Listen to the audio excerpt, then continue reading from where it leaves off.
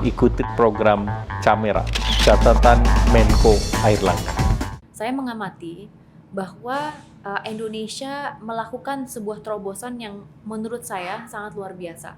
Dalam arti kata bagaimana kita berperan untuk in a way menjadi mediasi antara kedua negara. Untuk mengurangi krisis yang makin parah. Betul.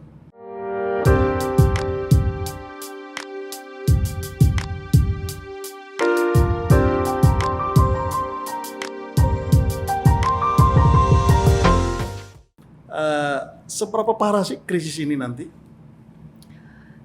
Apakah kita ngalami krisis tapi kira-kira seperti ini aja? Atau nanti kalau belum kelar perang Rusia sama Ukraine ini akan makin parahkah atau bagaimana? Ada beberapa hal yang dilakukan oleh negara, Bang. Jadi kemarin kebetulan saya kan juga anggota Badan Kerjasama Antar Parlemen. Jadi mengikuti bagaimana hubungan bilateral negara Indonesia dengan negara-negara tetangga. Dan kita kan berteman sebetulnya dengan Rusia dan Ukraina.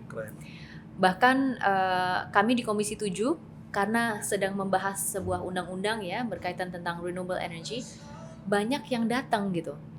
Jadi kami banyak kedatangan tamu duta besar dari beberapa negara, termasuk Rusia, Ukraina juga pernah datang, dan beberapa negara di Eropa untuk membahas bagaimana kita bisa saling support terhadap itu tadi transisi energi. Tapi pada intinya adalah saya mengamati bahwa Indonesia melakukan sebuah terobosan yang menurut saya sangat luar biasa.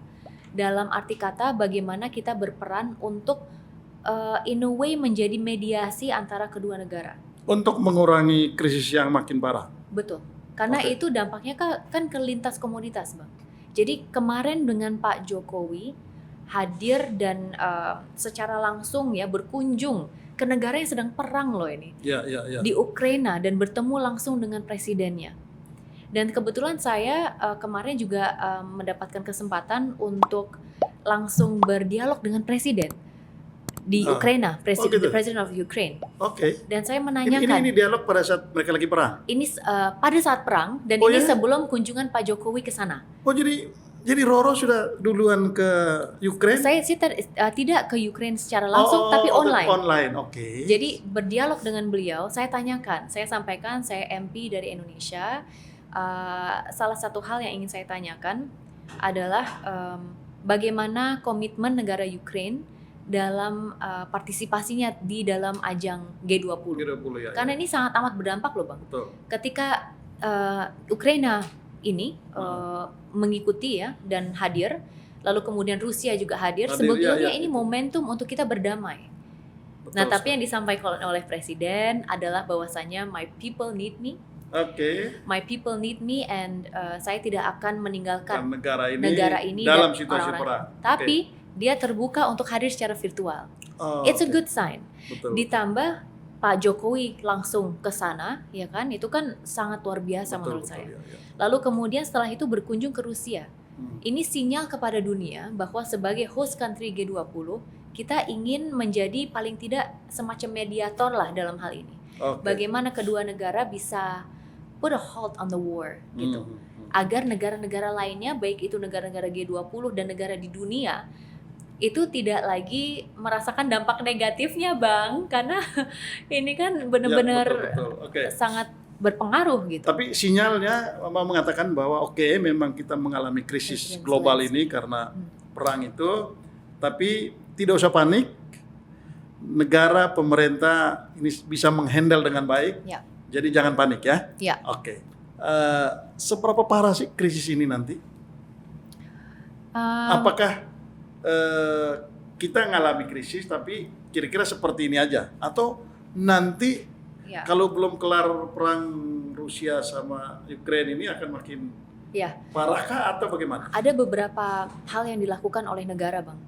Jadi kemarin kebetulan saya kan juga anggota Badan Kerjasama Antar Parlemen. Jadi mengikuti bagaimana hubungan bilateral negara Indonesia dengan negara-negara tetangga. Dan kita kan berteman sebetulnya dengan Rusia dan Ukraina. Bahkan kami di Komisi 7 karena sedang membahas sebuah undang-undang ya berkaitan tentang renewable energy, banyak yang datang gitu. Jadi kami banyak kedatangan tamu duta besar dari beberapa negara, termasuk Rusia, Ukraina juga pernah datang, dan beberapa negara di Eropa untuk membahas bagaimana kita bisa saling support terhadap itu tadi transisi energi. Tapi pada intinya adalah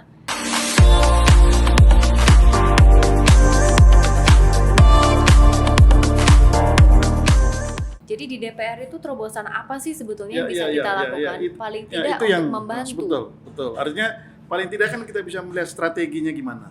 Ikuti program Camera, catatan Menko Airlangga.